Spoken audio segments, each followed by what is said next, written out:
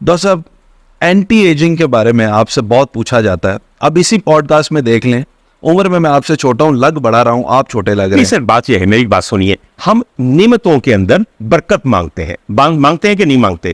سر ہم کہتے ہیں کہ یا اللہ میرے رزق میں برکت دے. سر جو بندہ جب پڑھ رہا ہوتا ہے تو کہتا ہے یا میرے مولا میرا علم بڑھا, رب زدنی علما.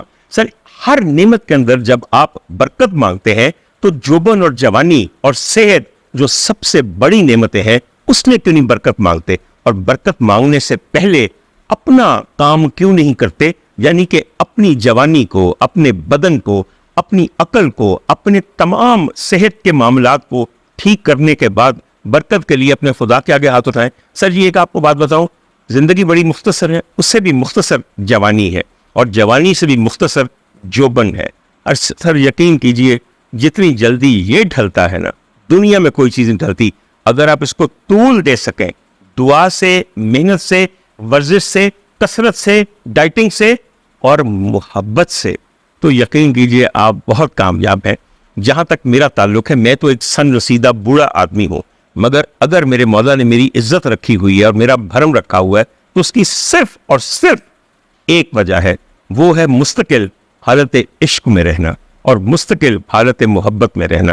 اوئے ہوئے ہوئے ہوئے, آپ یقین کیجئے کہ ایک معمولی مجازی شخص کی محبت سے لے کر سید المحبوبین کی محبت مجھے سارا دن سرشار رکھتی ہے.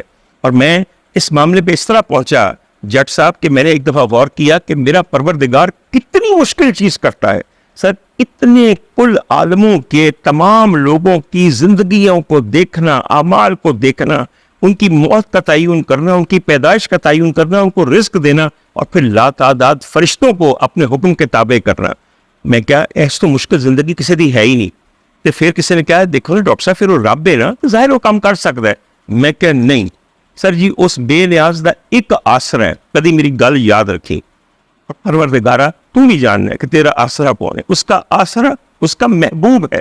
حضور والا اس کا کاروبار قدرت ہے, پر اس کا آسرا محبت ہے.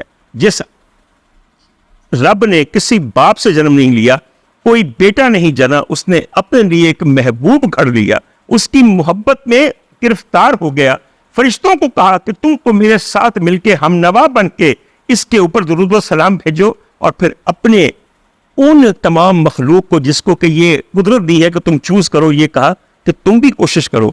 اور سر ایسا محبوب بنایا ہے کہ جب اس کی محبت دل میں آ جائے پھر سمجھ آتی ہے کہ اب ہر چیز کی جا سکتی ہے. بندہ بھی خدائی کے قریب پہنچ جاتا ہے اگر آسرا ان کا اس صاحب سچی گل ہے. اور کی باقی بگلا چھڈو بالکل. اور کی اے گل تو سی سر اللہ دا جڑا نا آسرا وہ محبت ہے, ورنہ قدرت ہو سکتی ایڈا مشکل کام ہے. Thank you so much doctor صاحب. اسی لیے کوشش کرو کہ تعلق کتنا محبت ہوتی رہے ہر وقت, اور ہر وقت سر چند روزہ ہی صحیح, اتنی دیر اس کا مزہ ہے. آج صبح میرے بہت سارے کام تھے جو بھی تھے, صبح تھوڑا سا بور بھی تھا, اور تو مجھے نا ایک ایس ایم ایس آیا ہے ایک معمولی شخص کا, اور اس کا لہجہ بھی بہت ہی, مگر سر وہ ایک اس میں نا ہلکا سا احساس محبت جاگ اٹھا. سمجھ آئی؟ 1.5 گھنٹہ میں کیا سمجھتا ہے, کیا سمجھتا راشا ایک دستا تھا. وہ میری کو تصویر لگی سی تو انہیں اگوں میسج کر کے میں نے کیا کہ میں تھوڑے دے نا برا نہ منیا جو بری نظر رکھی ہے. آپ کی ایگو کے لیے کام ہے.